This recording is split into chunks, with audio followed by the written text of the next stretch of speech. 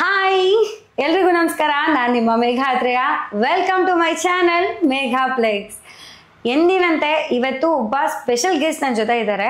ಆದರೆ ಇವರು ಇಷ್ಟು ದಿನ ಬಂದಿರೋ ಎಲ್ಲ ಗೆಸ್ಟ್ಗಳಿಗಿಂತ ಸ್ಪೆಷಲ್. ಯಾಕಂದರೆ ಇಷ್ಟು ದಿನ ಬರೀ ಆ್ಯಕ್ಟರ್ಸ್ ಆಗಿರಬಹುದು ಅಥವಾ ಡೈರೆಕ್ಟರ್ಗಳಾಗಿರಬಹುದು ಅಥವಾ ಪ್ರೊಡ್ಯೂಸರ್ಸ್ ಆಗಿರ್ಬೋದು, ಇವ್ರದ್ದೆಲ್ಲ ಇಂಟರ್ವ್ಯೂ ಮಾಡ್ತಾ ಇದ್ದೆ. ಫಾರ್ ದ ಫಸ್ಟ್ ಟೈಮ್ ಒಬ್ಬರು ರೈಟರ್ನ ಕರ್ಕೊಂಬಂದಿದ್ದೀನಿ ನನ್ನ ಚಾನಲ್ಗೆ. ಇವರು ಇವಾಗ ರಿಲೀಸ್ಗೆ ರೆಡಿ ಆಗಿರೋ ಫುಲ್ ಮೀಲ್ಸ್ ಚಿತ್ರದ ಒಬ್ರು ರೈಟರ್, ಹಾಗೆ ನನ್ನ ಬಹುಕಾಲದ ಗೆಳೆಯರು ಹರೀಶ್ ಗೌಡ ಅಂತ.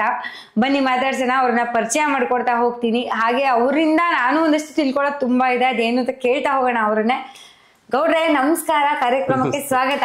Thank you. ಫೈನಲಿ ನಿಮ್ಮ ಇಂಟರ್ವ್ಯೂ ಮಾಡ್ತಾ ಇದ್ದೀನಿ ನಾನಿವತ್ತು. ಸೊ ಏನದು, ಇವಾಗ ಸ್ಕ್ರಿಪ್ಟು ಎಲ್ಲ ರೆಡಿಯಾಗಿ ಹೋಯ್ತು, ಏನು ಶೂಟಿಂಗ್ ಕಂಪ್ಲೀಟ್ ಆಯಿತು. ನಿಮ್ಮದು ತುಂಬ ವರ್ಷದ ಕನಸು, ಇದು ಮೊದಲನೇ ಸಿನಿಮಾ ಕೂಡ. ಹೇಗೆ ಅನಿಸ್ತಾ ಇದೆ ಈ ಮೂಮೆಂಟ್ಗೆ? ಇನ್ನೇನು ರಿಲೀಸಿಂಗ್ ರೆಡಿ ಆಗಿದೆ ಇವಾಗ? ತುಂಬಾ ಖುಷಿ ಆಗ್ತಿದೆ. ಯಾಕಂದ್ರೆ ಇದಕ್ಕೋಸ್ಕರನೇ ಪ್ರಯತ್ನ ಪಟ್ಟಿದ್ದು. ಈಗ ಸಿನಿಮಾ ನಾವು ಏನ್ ಬರೆದ್ರು ಅಥವಾ ಬರಿತೀವಿ ಅಂತ ಅಂದ್ಕೊಂಡು ಪ್ರಯತ್ನ ಪಡ್ತಿದ್ದಾಗ ಕೂಡ ಒಂದು ಅವಕಾಶ ಸಿಕ್ತು, ಅದನ್ನ ಉಪಯೋಗಿಸ್ಕೊಂಡ್ವಿ, ಬರ್ದಿದ್ದಾಯ್ತು. ಆದ್ರೆ ಆ ಸಿನಿಮಾ ಆಡಿಯನ್ಸಿಗೆ ತಲುಪಬೇಕು. ನಾವು ಬರ್ದಿದ್ದ ಸಿನಿಮಾ ಜನ ನೋಡಿ ಅದನ್ನ ಇಷ್ಟಪಟ್ಟಾಗಲೇ ಆ ಖುಷಿ ಸಿಗೋದು. ಸೊ ಈಗ ಇದೇ ನವೆಂಬರ್ 21ಕ್ಕೆ ನನ್ನ ಮೊದಲನೇ ಸಿನಿಮಾ ಡೈಲಾಗ್ ರೈಟರ್ ಆಗಿ ಫುಲ್ ಮೀಲ್ಸ್ ರಿಲೀಸ್ ಆಗ್ತಿದೆ. ತುಂಬಾ ಖುಷಿ ಇದೆ, ತುಂಬಾ ಎಕ್ಸೈಟ್ಮೆಂಟ್ ಇದೆ, ಅಷ್ಟೇ ಕುತೂಹಲ ಇದೆ. ಜನ ಹೇಗೆ ಅದನ್ನ ಸ್ವೀಕರಿಸ್ತಾರೆ, ಜನ ಏನ್ ರಿಯಾಕ್ಷನ್ ಕೊಡ್ತಾರೆ ಅಂತ ನೋಡೋದಕ್ಕೆ ತುಂಬಾ ಖುಷಿ ಇದೆ. ಸೊ ಫುಲ್ ಮೀಲ್ಸ್ಗೆ ಫುಲ್ ಟೈಮ್ ರೈಟರ್ ಆಗ್ಬಿಟ್ಟು ಪ್ರಮೋಷನ್ ಪಡ್ಕೊಂಡ್ಬಿಟ್ಟಿದ್ದೀರಾ ಇವಾಗ. ಇಷ್ಟು ವರ್ಷ ಮಾಡಿದ್ದು ಅದೆಷ್ಟೋ ಪ್ರಾಜೆಕ್ಟ್ಗಳು ಮತ್ತೆ ಇದನ್ನೆಲ್ಲ ಒಂದ್ ಕಡೆಗೆ ಇಟ್ಕೊಂಡ್ರೆ ಸೊ ಇದು ಒಂದು ತೂಕ ನಿಮ್ಮ ಲೈಫಲ್ಲಿ ಅಂತ ಹೇಳ್ಬೋದು, ಕನ್ಸಿಡರ್ ಮಾಡ್ಬೋದು. ಸೊ ಹೇಗೆ ಅನಿಸ್ತಾ ಇದೆ ಅದ್ರ ಬಗ್ಗೆ? ಅಲ್ಲ, ಮೊದಲನೇ ಸಿನಿಮಾ. ಸೊ ಇದು ನನ್ನ ಅಫಿಷಿಯಲ್ ಆಗಿ ರೈಟರ್ ಆಗಿ ಇದು ನನ್ನ ಮೊದಲನೇ ಸಿನಿಮಾ. ಹಿಂದೆ ಪಾರ್ಟ್ ಬೈ ಪಾರ್ಟ್ ವರ್ಕ್ ಮಾಡಿದ್ದಿದೆ, ಒಂದಷ್ಟು ಸಿನಿಮಾಗಳಲ್ಲಿ ಕೆಲಸ ಮಾಡಿದ್ದಿದೆ. ಸೊ ರೈಟರ್ ಆಗಿ ಇದು ಮೊದಲನೇ ಸಿನಿಮಾ. ತುಂಬಾ ಖುಷಿ ಇದೆ ಮತ್ತೆ ಕುತೂಹಲ ಇದೆ, ಏನು ಜನ ಹೇಗೆ ಸ್ವೀಕರಿಸ್ತಾರೆ. ಯಾಕೆ ಅಂದ್ರೆ ನಮ್ಮ ಮೊದಲನೇ ಸ್ಟೆಪ್ ಇಂದಾನೆ ನಮ್ಮ ಜರ್ನಿ ಹೇಗಾಗತ್ತೆ ಅನ್ನೋದು, ನಮ್ಮ ಮೊದಲನೇ ಹೆಜ್ಜೆಯಿಂದ ನಮ್ಮ ಪ್ರಯಾಣ ಹೇಗೆ ಹೋಗುತ್ತೆ ಅನ್ನೋದು ನಿರ್ಧಾರ ಆಗುತ್ತೆ. ಇದನ್ನ ಜನ ಸ್ವೀಕರಿಸಿದ್ರೆ ನಮಗೊಂದು ಕಾನ್ಫಿಡೆನ್ಸ್ ಬರುತ್ತೆ, ಅಂಡ್ ನಾವ್ ಇಲ್ಲಿಗೆ ಸಲ್ತೀವಿ ಅನ್ನೋ ಒಂದು ಭರವಸೆ ನಮಗೆ ಸಿಕ್ಕಾಗ ನಾವು ಅಲ್ಲಿಂದ ಮುಂದಕ್ಕೆ ಹೋಗೋದಕ್ಕೆ ಖುಷಿ ಆಗತ್ತೆ. Okay, super. ನೀವು ಇವಾಗ MSc ಮಾಡಿದೀರಾ ಅಂತ ನಂಗೆ ಗೊತ್ತು. ಸೊ MSc ಇಂದ ಈ ಕಡೆ ಬರವಣಿಗೆ ಇದೇ ಬೇರೆ ಇದು ಸ್ಟ್ರೀಮ್ ಆಗೋಯ್ತು. ಹೆಂಗೆ ನಿಮ್ಮ ಹಾದಿ ಯಾವ ತರ ಶುರುವಾಯ್ತು ಇದು ಅಂತ? ಅದು ಅಂದ್ರೆ ನಾನು ಎಲ್ಲರ ತರ ಚಿಕ್ಕ ವಯಸ್ಸಿಂದ ಸಿನಿಮಾಗೆ ಬರ್ಬೇಕು ಅನ್ಕೊಂಡಿರ್ಲಿಲ್ಲ. ಡೆಸ್ಟಿನಿ ಅಂತ ಹೇಳ್ಬೋದು. ನಾನು MSc ಮಾಡಿ ರಿಸರ್ಚ್ ಫೀಲ್ಡ್ ಕಡೆ ಹೋಗ್ಬೇಕಂತ ಅನ್ಕೊಂಡಿದ್ದವನು. ಸಿನಿಮಾನ ನೋಡ್ತಿದ್ದೆ, ಚಿಕ್ಕ ವಯಸ್ಸಿಂದ ಡ್ರಾಮಾಗಳನ್ನ ಬರೀತಿದ್ದೆ, ಸ್ಕೂಲು ಕಾಲೇಜ್ಗಳಲ್ಲಿ ಕೂಡ ಬರೀತಿದ್ದೆ, ಮಾಡಿಸ್ತಿದ್ದೆ, ನಾನು ಡೈರೆಕ್ಷನ್ ಮಾಡ್ತಿದ್ದೆ. ಆದ್ರೆ ನನ್ಗೆ ಯಾವತ್ತೂ ಸಿನಿಮಾಗೆ ಬರ್ಬೇಕಂತಿರ್ಲಿಲ್ಲ. ಯಾವಾಗ ಡಿಗ್ರಿ ಮುಗೀತು, ಡಿಗ್ರಿ ಮುಗಿದು ನಾನು MScಗೆ ಪ್ರಿಪೇರ್ ಆಗ್ತಾ ಇದ್ದೆ. ಪ್ರಿಪೇರ್ ಆಗೋ ಟೈಮಲ್ಲಿ ನನ್ನ ಫ್ರೆಂಡ್ ಒಬ್ಬ ಮೊದಲಿಂದ ಸಿನಿಮಾಗೆ ಹೋಗ್ಬೇಕಂತ ಇದ್ದ. ಅವನು ಏನು ಮಾಡ್ದ, ಒಂದ್ಸರಿ ಫೋನ್ ಮಾಡ್ದ. ಅವನು ಯಾರೋ ಒಬ್ಬ ಡೈರೆಕ್ಟರ್ಗೆ ಕತೆ ಹೇಳಿದಾನೆ, ಡೈರೆಕ್ಟರ್ ಕ್ಯಾಮ್ರಾಮನ್ಗೆ ಕತೆ ಹೇಳಿದಾನೆ, ಅವನದೊಂದು ಕತೆನ. ಅವರು ಈ ಕತೆ ಚೆನ್ನಾಗಿದೆಯಪ್ಪ, ನೀನು ಕಂಪ್ಲೀಟ್ ಸ್ಕ್ರಿಪ್ಟ್ ಮಾಡ್ಕೊಂಡ್ ಬಾ, ನಾವ್ ಇದನ್ನ ಮಾಡ್ತೀವಿ ಅಂತ ಹೇಳಿದ್ರು. ಅವ್ನು ನನಗೆ ಕಾಲ್ ಮಾಡ್ದ. ನಾನು ಮೊದಲಿಂದನೂ ಬರೀತಿದ್ದೆ ಅಂತ ನನಗೆ ಗೊತ್ತಿದೆ. ಕಾಲ್ ಮಾಡಿ ಬಾ ಅಂತ ಕರೆದ. ನನಗೆ 5 ತಿಂಗಳ ಗ್ಯಾಪ್ ಇತ್ತು ಅಂತ ಹೋದೆ. ಸರಿ, ಇದು ಬರಿಬೇಕು ಅಂತ. ಬರಿಬೇಕು ನನಗೆ ಗೊತ್ತೇ ಇಲ್ಲ. ಬರೆಯೋದು ಅಂದ್ರೆ ಸಿನಿಮಾಗೆ ಹೇಗ್ ಬರಿಬೇಕು ಅಂತಂದ್ರೆ ಕಂಟೆಂಟ್ ಹೇಗ್ ಬರಿಬೇಕಂತಲ್ಲ, ಫಾರ್ಮ್ಯಾಟ್ ಹೇಗ್ ಬರಿಬೇಕು ಅನ್ನೋದು ಕೂಡ ಗೊತ್ತಿಲ್ಲ. ಸರಿ ಬರೆಯೋಣ ಅಂತ ಹೇಳಿ, ಸರಿ ಸಿನಿಮಾ ಹೆಂಗ್ ಬರೆಯೋದು ತಿಳ್ಕೊಳ್ಳೋಣ ಅಂತೇಳಿ ಸ್ವಪ್ನ ಬುಕ್ ಹೌಸ್ಗೆ ಹೋದೆ. ಸ್ವಪ್ನ ಬುಕ್ ಹೌಸ್ಗೆ ಹೋಗ್ಬಿಟ್ಟು ಅಲ್ಲಿ ಅಮೆರಿಕಾ ಸಿನಿಮಾದು ಸ್ಕ್ರೀನ್ ಪ್ಲೇ ಬುಕ್ ಒಂದಿತ್ತು, ಈಗಲೂ ಸಿಗುತ್ತೆ ಅದು. ಅದನ್ನ ತಗೊಂಡು ಓದಿದ್ವಿ. ಹಿಂಗಿರುತ್ತೆ ಫಾರ್ಮ್ಯಾಟು, ಹಿಂಗ್ ಬರಿಬೇಕು ಅಂತೇಳಿ. ಸರಿ ಆಯ್ತು ಅಂತೇಳಿ ನಾವು ಬರೆಯಕ್ಕೆ ಶುರು ಮಾಡಿದ್ವಿ. ಆಮೇಲೆ ಬರಿತಾ ಹಾಗೆ ಮೀಟಿಂಗ್ಸ್ ಆಗ್ತಾ ಇತ್ತು ಡೈರೆಕ್ಟರ್ ಜೊತೆ, ಪ್ರೊಡ್ಯೂಸರ್ ಜೊತೆ. ಅದು ಹೆಂಗಾಗೋಯ್ತು ಅಂತ ಹೇಳಿದ್ರೆ, ನಾವು ಮೀಟಿಂಗ್ ಮಾಡೋ ಜಾಗದಲ್ಲೆಲ್ಲ ಆರ್ಟಿಸ್ಟ್ಗಳು, ಡೈರೆಕ್ಟರ್, ಟೆಕ್ನಿಷಿಯನ್ಸ್ ಎಲ್ಲ ಅಲ್ಲೇ ಓಡಾಡ್ತಿರ್ತಾರೆ ಸುತ್ತಮುತ್ತ. ನಮ್ಗೆ ಓಕೆ ಇಂಡಸ್ಟ್ರಿ ಒಳಗಡೆ ಬರ್ತಾ ಇದೀವಿ ಅಂತ. ಬಟ್ ಆ ಪ್ರೋಸೆಸ್ ಅಲ್ಲಿ ನನಗೆ ಸಿನಿಮಾ ತುಂಬಾ ಇಷ್ಟ ಆಯ್ತು. ಸಿನಿಮಾ ತುಂಬಾ ಇಷ್ಟ ಆಗ್ತಾ ಹೋಯ್ತು. ಆದ್ರೆ ಅದು ಆ ಸಿನಿಮಾ ಆಗ್ಲಿಲ್ಲ. ಬಟ್ ಅವಾಗ ನಮ್ಗೆ ಅರ್ಥ ಆಗಿದೆ ಏನಂದ್ರೆ, ಸಿನಿಮಾ ಮಾಡ್ಬೇಕು ಅಥವಾ ಬರೀಬೇಕು ಅಂದ್ರೆ ಮೊದ್ಲು ಕಲಿಬೇಕು ಅಂತ. ಅಲ್ಲಿವರೆಗೂ ನಮ್ಗೆ ಏನ್ ಗೊತ್ತಿದೆ ಅಷ್ಟೇ ಪ್ರಪಂಚ ಅಂತ ಅನ್ಕೊಂಡಿದ್ದು. ಸೊ ಕಲಿಬೇಕು ಅಂತ ಅನ್ಸ್ದಾಗ ಏನಾಯ್ತು, ನಾವಾಗ ಬೇರೆ ಬೇರೆ ಸಿನಿಮಾ ವರ್ಕ್ ಮಾಡೋದಕ್ಕೆ ಶುರು ಮಾಡಿದಾಗ ಗೊತ್ತಾಯ್ತು ಇದು ತುಂಬಾ ಡೆಪ್ತ್ ಇದೆ ಕಲಿಯೋದಕ್ಕೆ ಅಂತ. ನನ್ನ ಪರ್ಟಿಕ್ಯುಲರ್ ರೈಟಿಂಗ್ ಅಂತ ಬಂದಾಗ, ನಾನು ಸಿನಿಮಾದಲ್ಲಿ ವರ್ಕ್ ಮಾಡೋದ್ರ ಜೊತೆಗೆ, ಆ ಸಿನಿಮಾಗಳಲ್ಲಿ ರೈಟಿಂಗ್ ಡಿಪಾರ್ಟ್ಮೆಂಟ್ ಅಲ್ಲಿ ವರ್ಕ್ ಮಾಡೋದ್ರ ಜೊತೆಗೆ ನಾನು ಬೇರೆ ವರ್ಕ್ಶಾಪ್ಸ್ ಅಟೆಂಡ್ ಮಾಡ್ತಾ ಇದ್ದೆ. ರೈಟಿಂಗ್ ವರ್ಕ್ಶಾಪ್ ಯಾವ್ದಾದ್ರು ಅಟೆಂಡ್ ಮಾಡ್ತಿದ್ದೆ. ಅದ್ರ ಜೊತೆಗೆ ನಾನು ಬುಕ್ ಓದಕ್ಕೆ ಶುರು ಮಾಡಿದೆ. The definitive guide to screenwriting ಅಂತ ಹೇಳಿ ಒಂದು ಬುಕ್ ಇದೆ. So it's a very good book. ಆ ಬುಕ್ ಅನ್ನ ನಾನು ಮೇಜರ್ ರೆಫರ್ ಮಾಡಿದೆ. ಅದ್ರ ಜೊತೆಗೆ ಬೇರೆ ಬೇರೆ ಬುಕ್ಸ್ ಅನ್ನು ಕೂಡ ರೆಫರ್ ಮಾಡಿದೆ. ಸೊ ಈ ಕಲಿತಾ ಹೋದಾಗ 2016-17 ಟೈಮಲ್ಲಿ ನನ್ಗೊಂದು ಸಣ್ಣ ಡಿಸ್ಟ್ರಾಕ್ಷನ್ ಆಯ್ತು. ಸೊ ನಮ್ಮ ಫ್ಯಾಮಿಲಿಗೆ ನನ್ನ ರಿಕ್ವೈರ್ಮೆಂಟ್ ಇತ್ತು. ಸೊ ಆ ಟೈಮಲ್ಲಿ ನಾನೊಂದು ಬಿಸ್ನೆಸ್ ಶುರು ಮಾಡಿದೆ, camera rental business, signature cameras ಅಂತ ಹೇಳಿ ಕ್ಯಾಮ್ರಾ ರೆಂಟಲ್ ಬಿಸ್ನೆಸ್. ಬಟ್ ನಾನು ಬಿಸ್ನೆಸ್ ಶುರು ಮಾಡಿದ್ರು ಕೂಡ ನಾನು ಹಳೆ ಸರ್ಕಲ್ ಏನಿತ್ತು ಆ ಫ್ರೆಂಡ್ ಸರ್ಕಲ್ ಅದ್ರ ಜೊತೆ ಹಾಗೆ ಕಾಂಟ್ಯಾಕ್ಟ್ ಅಲ್ಲಿ ಇದ್ದೆ. ಮತ್ತೆ ಸಿನಿಮಾ ರಿಲೇಟೆಡ್ ವರ್ಕ್ಸ್ ನ ಮಾಡ್ಕೊಂಡು ಹೋಗ್ತಾನೆ ಇದ್ದೆ. ಒಂದು ಈಗ ನಮ್ಮ ಫ್ರೆಂಡ್ಸ್ ಬೇರೆ ಶಾರ್ಟ್ ಮೂವೀಸ್ ಮಾಡಿದಾಗ, ಅವರು ಆಲ್ಬಮ್ ಸಾಂಗ್ಗಳು ಮಾಡಿದಾಗ ಅದ್ರ ಜೊತೆ ನಾನು ಟ್ರಾವೆಲ್ ಆಗ್ತಾನೆ ಇದೆ, ಜೊತೆಗೆ ನಾನು ಬಿಸ್ನೆಸ್ ಮಾಡ್ಕೊಳ್ತಿದ್ದೆ. ಬಟ್ ಫುಲ್ ಮಿಲ್ ಸಿನಿಮಾ ನನ್ಗೆ ಯಾವಾಗ ಸಿಕ್ತು, ಆ ಸಿನಿಮಾ ರೆಡಿ ಆದ್ಮೇಲೆ ನನಗೆ ಅನ್ನಿಸ್ತು ಓಕೆ ನಾನು ಬಂದಿದ್ದು ಸಿನಿಮಾ ಮಾಡೋದಕ್ಕೆ ಅಂತ. ಮಧ್ಯದಲ್ಲಿ ಒಂದು ಡಿಸ್ಟ್ರಾಕ್ಷನ್ ಆಯ್ತು, ನಾನು ಬಿಸ್ನೆಸ್ಸಿಗೆ ಹೋದೆ. ಈಗ ಮುಗಿದಿದೆ ಬಿಸ್ನೆಸ್ಗೆ ನನ್ನ ರಿಕ್ವೈರ್ಮೆಂಟ್ ಅಲ್ಲಿ ಮುಗಿದಿದೆ.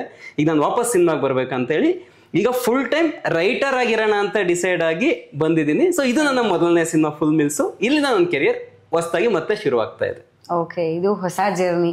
ಓಕೆ, ನಿಮ್ಮ ಬರಹಗಳ ಮೇಲೆ ಇದುವರೆಗೂ ನೀವು ಬರ್ದಿರೋಂಥ ಎಷ್ಟೋ ಕಥೆಗಳಾಗಿರ್ಬೋದು, ತುಂಬ ನೀವೊಂದಷ್ಟು ರೆಡಿ ಮಾಡ್ಕೊಂಡು ಇಟ್ಕೊಂಡಿದ್ದೀರಾ. ಅದ್ರ ಜೊತೆಗೆ ಈಗ ಫುಲ್ ಮಿಲ್ಸಲ್ಲೂ ಬರ್ದಿದ್ದೀರಾ. ಈ ಬರಹದ ಮೇಲೆ ಯಾವ ನಿರ್ದೇಶಕರು ಅಥವಾ ಯಾವ ರೈಟರ್ನ ಪ್ರಭಾವ ತುಂಬಾ ಆಗಿದೆ ಇದುವರೆಗೂ ನಿಮಗೆ ಅಂತ? ಡೈರೆಕ್ಟರು ಅಂತ ಬಂದ್ರೆ ನನಗೆ ಹಾಲಿವುಡ್ ಅಲ್ಲಿ ಬಂದ್ರೆ Steven Spielberg. Okay. So Kannada ಅಂತ ಬಂದಾಗ ರೈಟರ್ ಅಂತ ಬಂದ್ರೆ ಚಿ ಉದಯಶಂಕರ್. ಓಕೆ. ಡೈರೆಕ್ಟರ್ ಅಂತ ಬಂದ್ರೆ ಪುಟ್ಟಣ ಗಣಗಾಲು ಸಿದ್ಲಿಂಗಯ್ಯ. ಓಕೆ. ಯಾಕೆ ಅಂತ ಕೇಳಿದ್ರೆ ನನಗೆ ಸ್ಟೀವನ್ ಸ್ಪಿಲ್ಬರ್ಗ್ ನ ಫಿಲ್ಮೋಗ್ರಫಿ ತುಂಬಾ ಇಷ್ಟ. ಅಂದ್ರೆ ಅವ್ರು ಮಾಡಿರೋದು ತುಂಬಾ ವೆರೈಟಿ ಮೂವೀಸ್, ಒಂದು ಪ್ಯಾಟ್ರನ್, ಒಂದು ಜನರು ಅವ್ರು ಯಾವತ್ತೂ ಮಾಡಿದಿಲ್ಲ. ಸೊ ಆ ಕಾರಣಕ್ಕೆ. ಇನ್ನು ಚಿ ಉದಯಶಂಕರ್, ಪುಟ್ಟಣ ಕಣ್ಗಲ್, ಸಿದ್ಲಿಂಗಯ್ಯ ಯಾಕೆ ಇಷ್ಟ ಅಂತ ಕನ್ನಡದವ್ರಿಗೆ ನಾವು ಕಾರಣನೇ ಹೇಳ್ಬೇಕಾಗಿಲ್ಲ. ಸೊ ಎಲ್ರಿಗೂ ಗೊತ್ತಿರುತ್ತೆ. ಎಕ್ಸಾಕ್ಟ್ಲಿ. ನೀವು ಬರೀಬೇಕಾದ್ರೆ ಅಂದ್ರೆ ಸ್ಕ್ರಿಪ್ಟ್ ಬರೆಯೋ ಹಂತದಲ್ಲೇ ನಟರನ್ನ ತಲೆಯಲ್ಲಿ ಇಟ್ಕೊಳ್ತೀರಾ ಅಂತ? ಇಲ್ಲ, ಅಂದ್ರೆ ಒಂದು ಮ್ಯಾನರಿಸಮ್ ಅಂತ ಇರುತ್ತೆ. ಯಾಕಂದ್ರೆ ಫಿಕ್ಸ್ ಆಗಿದ್ರೆ ಇಟ್ಕೊಳ್ತೀವಿ. ಈಗ ನಾ ಫುಲ್ ಮೀಲ್ಸ್ ಅಂತ ಶುರು ಮಾಡಿದಾಗ ಫುಲ್ ಮೀಲ್ಸ್ ಅಲ್ಲಿ ಲಿಖಿತ್ ಶೆಟ್ಟಿ ಅಂತ ಫಿಕ್ಸ್ ಆಗಿತ್ತು ನಾವು ಬರೀಬೇಕಾದ್ರೆ. ಸೊ ಅದರಿಂದ ಲಿಖಿತ್ ಶೆಟ್ಟಿ ಅವ್ರ ತಲೆಯಲ್ಲಿದ್ರು, ಬೇರೆ ಆರ್ಟಿಸ್ಟ್ ಗಳು ಯಾರು ಫಿಕ್ಸ್ ಆಗಿಲ್ಲ. ಫಿಕ್ಸ್ ಆಗುತ್ತೆ ಗೊತ್ತಾ, ಅಂದ್ರೆ ಓಕೆ ಈ ಪಾತ್ರ ಇವರೇ ಮಾಡ್ತಾರೆ ಅಂತ. ಈಗ ಫುಲ್ ಮೀಲ್ಸ್ ಅಲ್ಲಿ ಒಂದು ಮಾವನ್ ಕ್ಯಾರೆಕ್ಟರ್ ಇದೆ, ಅದು ರಂಗಾಯಣ ರಘು ಸರ್ ಫಿಕ್ಸ್ ಆಗಿತ್ತು. ಸೊ ಯಾರು ಅಂತ ಕನ್ಫರ್ಮ್ ಆಗತ್ತಲ್ವಾ, ಆಗ ನಾವು ಅವ್ರನ್ನೇ ನೆನಪಲ್ಲಿ ಇಟ್ಕೊಂಡು ಬರಿತೀವಿ. ಯಾಕೆ ಅಂದ್ರೆ ಪ್ರತಿ ಆರ್ಟಿಸ್ಟ್ಗೂ ಒಂದು ಮ್ಯಾನರಿಸಮ್ ಇರುತ್ತೆ. ಅದ್ರ ಬಾಡಿ ಲ್ಯಾಂಗ್ವೇಜ್ ಏನು, ಅವ್ರ ಡೈಲಾಗ್ ಡೆಲಿವರಿ ಯಾವ ತರ ಇರುತ್ತೆ, ಅವ್ರ ಮ್ಯಾನರಿಸಮ್ ಏನು, ಅವ್ರು ಏನನ್ನ ಮಾಡಿದ್ರೆ ಚೆನ್ನಾಗಿ ಕಾಣುತ್ತೆ, ಅದೆಲ್ಲ ನಮಗೆ ಗೊತ್ತಿರೋದ್ರಿಂದ ಆ ತರ ಬರಿತೀವಿ. ಇಲ್ಲ ಒಂದ್ ವೇಳೆ ಇಲ್ಲ ಅಂತಿದ್ರೆ, ಈಗ ಇನ್ನು ಯಾರು ಅಂತ ಕನ್ಫರ್ಮ್ ಆಗಿಲ್ಲ ಅಂದ್ರೆ ನಾವೇ ಒಂದು ಮ್ಯಾನರಿಸಮ್ ಇಟ್ಕೊಳ್ತೀವಿ. ಅಂದ್ರೆ ಒಂದು ಇಮ್ಯಾಜಿನರಿ ಕ್ಯಾರೆಕ್ಟರ್ ಅಥವಾ ಇಮ್ಯಾಜಿನರಿ ಪರ್ಸನ್, ಈ ವ್ಯಕ್ತಿ ಹಿಂಗ್ ಬಿಹೇವ್ ಮಾಡ್ತಾನೆ, ಈ ವ್ಯಕ್ತಿದ್ ಹಿಂಗೆ ಕ್ಯಾರೆಕ್ಟರ್ಸ್ ಇರುತ್ತೆ ಅಂತ ನಾವೇ ಡಿಫೈನ್ ಮಾಡ್ಕೊಂಡು ಅದಕ್ಕೆ ತಕ್ಕಂಗೆ ಬರಿತಾ ಹೋಗ್ತೀವಿ. Okay, super. ಈಗ ಯಾವ್ದಾದ್ರು ದೃಶ್ಯಗಳನ್ನ ಬರಿಬೇಕಾದ್ರೆ, ಸೀನ್ಸ್ಗಳನ್ನ ಕ್ರಿಯೇಟ್ ಮಾಡ್ಬೇಕಾದ್ರೆ ನೀವ್ ಅದನ್ನ ಕಲ್ಪನೆ ಮಾಡ್ಕೊಳ್ತೀರಾ? ಓಕೆ ಈ ತರ ಬಂದ್ರೆ ಹೆಂಗಿರುತ್ತೆ ಅಂತ ಬರಿಬೇಕಾದ್ರೆ ಕಲ್ಪನೆ ಮಾಡ್ಕೊಳ್ತೀರಾ ಅಥವಾ ಹೇಗೆ? ವಿಜುವಲ್ ಮಾಡ್ಕೊಳ್ಳೇಬೇಕು. ನೀವು ಬರೆಯೋದಕ್ಕೆ ಅಲ್ಲ, ಬರೆಯೋಕ್ ಮುಂಚೆನೆ ಆ ವಿಜುವಲ್ ನ ಇಟ್ಕೊಂಡ್ರೆ ಮಾತ್ರನೇ ಬರೆಯಕ್ ಸಾಧ್ಯ. ಫಸ್ಟ್ ವಿಜುವಲ್ಸ್ ಓಕೆ ಈ ತರ ಬಂದ್ರೆ ಚೆನ್ನಾಗಿರುತ್ತೆ ಅಂತ ಫೀಲ್ ಆದಾಗ್ಲೇ ನಾವ್ ಅದಕ್ಕೆ ಡೈಲಾಗ್ಸ್ ಬರೆಯೋದಕ್ಕಾಗದು. ಇಲ್ಲ ಆ ವಿಜುವಲ್ಸ್ ನಮ್ಗೆ ಬರ್ಲಿಲ್ಲ ಅಂತ ಹೇಳಿದ್ರೆ, ಆ ಕಲ್ಪನೆ ನಮ್ಗಿಲ್ಲ ಅಂತ ಹೇಳಿದ್ರೆ ಬರೆಯೋದಕ್ಕೆ ಸಾಧ್ಯ ಆಗಲ್ಲ. ನೀವು ಜಾಸ್ತಿ ಯಾವ ಟೈಮಲ್ಲಿ ಬರೆಯಕ್ ಇಷ್ಟಪಡ್ತೀರಾ? ಬೆಳಗ್ಗೆ ಹೊತ್ತಾ, ರಾತ್ರಿ ಹೊತ್ತಾ ಅಥವಾ ಹೇಗೆ ಅಂತ? ಅಲ್ಲ, ಆ ತರದ್ದೇನು ಡಿಫ್ರೆನ್ಸ್ ಇಲ್ಲ. ಎರಡು ಡಿಪೆಂಡ್ ಆಗತ್ತೆ. ಒಂದು ಆ ಟೈಮ್ ಮೂಡ್ ಹೇಗಿದೆ, ಬರೆಯೋದಕ್ಕೆ ಮೂಡ್ ಇದೆಯಾ ಅಂತ. ಸೊ ಇದೇ ಪ್ರೊಫೆಷನ್ ಆಗಿರೋದ್ರಿಂದ ಇಲ್ಲಿ ಡಿಫ್ರೆನ್ಸಿಯೇಷನ್ ಇಲ್ಲ. ನಾನು ಬೆಳಗ್ಗೆ ಬರೀತೀನಿ, ಸಂಜೆ ಬರೀತೀನಿ, ಆ ತರದ್ದೇನಿಲ್ಲ. ಏನು ಕೌಂಟ್ ಆಗಲ್ಲ. ರಿಕ್ವೈರ್ಮೆಂಟ್ ಯಾವಾಗ ಇರುತ್ತೆ ಮೂಡ್ ಕೌಂಟ್ ಆಗುತ್ತೆ, ಟೈಮ್ ಕೌಂಟ್ ಆಗಲ್ಲ. ಬೆಳಗ್ಗೆ ಎದ್ದು ಫ್ರೆಶ್ ಅಪ್ ಆಗಿ ಟಿಫನ್ ಮಾಡಿ ಕುತ್ಕೊಂಡ್ರೆ ಇದೇ ಕೆಲಸ. ಈಗ ಹೇಗೆ ಬೇರೆಯವರು ಆಫೀಸ್ಗೆ ಹೋಗೋರು ಹೇಗೆ ಹೋಗ್ತಾರೋ ಆ ತರ. ಅದಾದ್ಮೇಲೆ ಮೂಡ್ ಇಲ್ಲ ಅಂದಾಗ ಅದಕ್ಕೆ ಏನ್ ಬೇಕೋ ಆ ತರ ವರ್ಕ್ ಮಾಡ್ಕೊಳ್ತೀವಿ ಅಷ್ಟೇ. ಬಿಟ್ರೆ ಬೆಳಗ್ಗೆನೆ ಬರೆಯೋದು, ಮಧ್ಯಾಹ್ನ ಸಂಜೆ ಏನಿಲ್ಲ. ಅದು ಯಾವ ಟೈಮ್ ಆದ್ರೂ ಆಗ್ಬೋದು. ಬರ್ತಾ ಇದೆ ಅಂದ್ರೆ ಬರಿತಾ ಇರೋದು. ಸೂಪರ್. ಈಗ ಒಂದ್ ಸೀನ್ ನ ಕಂಪ್ಲೀಟ್ ಮಾಡಕ್ಕೆ ನೀವು ಯೂಶಲಿ ಎಷ್ಟು ಸರಿ ಚೇಂಜ್ ಮಾಡ್ಬೇಕಾಗತ್ತೆ ನಿಮ್ಮ ಇದ್ರ ಪ್ರಕಾರ, ಅಥವಾ ಡೈರೆಕ್ಟರ್ಸ್ ರಿಕ್ವೈರ್ಮೆಂಟ್ಗೂ ತಕ್ಕಂತೆ ಎಷ್ಟು ಸರಿ ಚೇಂಜ್ ಮಾಡ್ಬೇಕಾಗತ್ತೆ ಒಂದ್ ಸೀನ್ ನ? ಅಂದ್ರೆ ಅದು ಹೆಂಗಾಗತ್ತೆ ಅಂದ್ರೆ ಫಿಕ್ಸ್ಡ್ ಇಲ್ಲ, ಇಷ್ಟು ಸರಿ ಚೇಂಜ್ ಇಷ್ಟು ವರ್ಷನ್ ಅಂತ. ಕೆಲವು ಸರಿ ಏನಾಗುತ್ತೆ ಒಂದೇ ವರ್ಷನ್ ಓಕೆ ಆಗ್ಬಿಡುತ್ತೆ. ಕೆಲವು ಸರಿ ಏನಾಗುತ್ತೆ ರಿಪೀಟೆಡ್ಲಿ ಚೇಂಜಸ್ ಆಗ್ತಾ ಇರುತ್ತೆ. ಲಕ್ಕಿಲಿ ಈಗ ನಾನು ಇದುವರೆಗೂ ಬರ್ದಿರೋ ಮೂವ್ಸ್ ತುಂಬಾ ಚೇಂಜಸ್ ಅಂತ ಏನು ಇಲ್ಲ. ಮೈನರ್ ಅಲ್ಲಿ ಬೇಗ ಅಂದ್ರೆ ಒಂದ್ 2-3 ವರ್ಷನ್ ಓಕೆ ಆಗಿದ್ದಿದೆ. ಅದು ಕೆಲವು ಸೀನ್ ಜಾಸ್ತಿ ವರ್ಷನ್ಸ್ ಮಾಡ್ತೀವಿ. ಡಿಪೆಂಡ್ಸ್ ರಿಕ್ವೈರ್ಮೆಂಟ್ ಡೈರೆಕ್ಟರ್ಗೆ ಏನಿರುತ್ತೆ ಅದ್ರ ಮೇಲೆ. ಈಗ ನಾವು ಒಂದ್ ವರ್ಷನ್ ಬರಿತೀವಿ. ಈಗ ನಾವು ಬರೆಯೋದು ಏನಂದ್ರೆ ನಾವು ಚೆನ್ನಾಗಿದೆ ಅಂತ ಫೀಲ್ ಆದಾಗೆ ಬರೆಯೋದು. ಈಗ ಬಂದಿದ್ದನ್ನೆಲ್ಲ ಬರೆಯಲ್ಲ.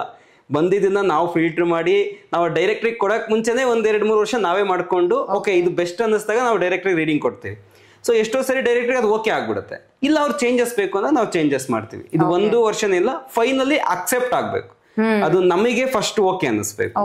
ನಮಗೆ ಓಕೆ ಅನ್ಸೋದಕ್ಕೆ ಎಷ್ಟು ವರ್ಷ ಬೇಕೋ ಅದು ನಾವು ಬರೀತೀವಿ. ಡೈರೆಕ್ಟ್ರಿಗೆ ಕೊಟ್ಮೇಲೆ ಡೈರೆಕ್ಟ್ರಿಗೆ ಆ ಟೀಮ್ಗೆ ಓಕೆ ಅನಿಸ್ಬೇಕು. ಸೊ ಅಲ್ಲಿ ಫೈನಲ್ ವರ್ಷನ್, ಅದಕ್ಕೆ ಕೌಂಟ್ ಇರೋದಿಲ್ಲ. ಸೊ ಇದೇ ತರ ಕಥೆನಲ್ಲಿ ಅಥವಾ ಸೀನ್ ನಲ್ಲಿ ಡೈರೆಕ್ಟರ್ ಮತ್ತೆ ಪ್ರೊಡ್ಯೂಸರ್ ಇಂದ ಇದು ಬಂದ್ರೆ ರಿಕ್ವೈರ್ಮೆಂಟ್ ಇದೆ, ಕಥೆಯಲ್ಲಿ ಚೇಂಜ್ ಬೇಕು ಅಂತಾನೆ ಬಂದ್ರೆ ಅದನ್ನ ನೀವು ಹೇಗೆ ತಗೊಳ್ತೀರಿ ಅಂತ? ಅಂದ್ರೆ ಚೇಂಜಸ್ ಬೇಕು ಅಂತ ಹೇಳಿದ್ರೆ ಅದು ಅವರಿಗೆ ಯಾವ ತರ ಬೇಕು ಚೇಂಜಸ್ ನಾವು ಮಾಡ್ಲೇಬೇಕು ಒಂದು. ಅಂಡ್ ಎರಡನೇದು ಏನಂದ್ರೆ ಅದು ಬೆಸ್ಟ್ ಮಾಡ್ಬೇಕು. ಈಗ ಚೇಂಜಸ್